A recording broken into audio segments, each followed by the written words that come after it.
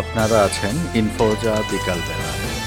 টি-20 বিশ্বকাপে ভারতে দল পাঠাবে না বাংলাদেশ, বন্ধ হতে পারে আইপিএল সম্প্রচার।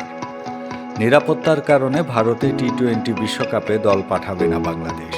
রবিবার ইমেইলের মাধ্যমে আইসিসিকে বিষয়টি অবহিত করেছে বিসিবি। ওই বার্তায় নিরাপত্তা ঝুঁকির কথা উল্লেখ করে বলা হয়, ভারতের মাটিতে টি-20 বিশ্বকাপের ম্যাচগুলোতে অংশ নেওয়া বাংলাদেশের পক্ষে সম্ভব নয়। একই সঙ্গে বাংলাদেশের ম্যাচগুলো ভেন্যু অন্য কোনো দেশে সরিয়ে নেওয়ার অনুরোধ করা হয়েছে। মোস্তাফিজুর রহমানকে আইপিএল থেকে বাদ দেওয়ায় বাংলাদেশে আইপিএল সম্প্রচার বন্ধ করার বিষয়ে কথা বলেছেন তথ্য ও সম্প্রচার উপদেষ্টা সৈয়দা রিজওয়ানা হাসান। রবিবার তিনি জানান, বিষয়টির আইনগত ভিত্তি পর্যালোচনা এবং প্রক্রিয়া যাচাই বাছাই করছে অন্তর্বর্তী সরকার। এরপরই আসতে পারে সিদ্ধান্ত। যমুনা ও সচিবালয় এলাকায় সভা সমাবেশ নিষিদ্ধ।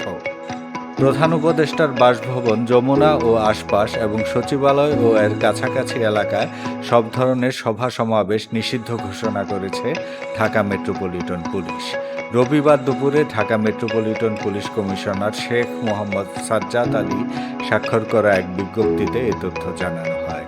বিজ্ঞপ্তিতে বলা হয়, ঢাকা মেট্রোপলিটন পুলিশ অর্ডিন্যান্সের 29 ধারায় অর্পিত ক্ষমতা বলে আগামী সোমবার থেকে পরবর্তী নির্দেশ না দেওয়া পর্যন্ত এই নিষেধাজ্ঞা কার্যকর থাকবে।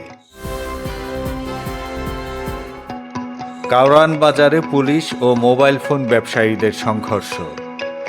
মোবাইল ফোন ব্যবসায়ীদের সঙ্গে আইনশৃঙ্খলা রক্ষাকারী বাহিনীর দফায় দফায় সংঘর্ষে রণক্ষেত্রে পরিণত হয়েছে কারওয়ান বাজার এলাকা।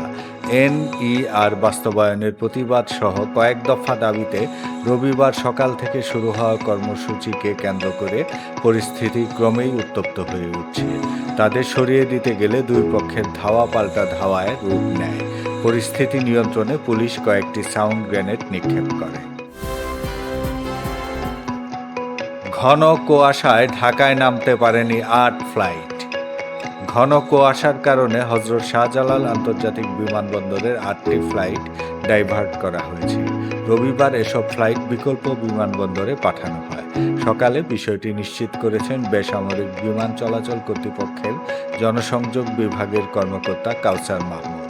তিনি জানান, 6টি ফ্লাইট সিলেটে ওসমানী আন্তর্জাতিক বিমানবন্দরে, একটি ফ্লাইট কলকাতা বিমানবন্দরে এবং একটি ফ্লাইট ভিয়েতনামের হ্যানয় বিমানবন্দরে ডাইভার্ট করা হয়।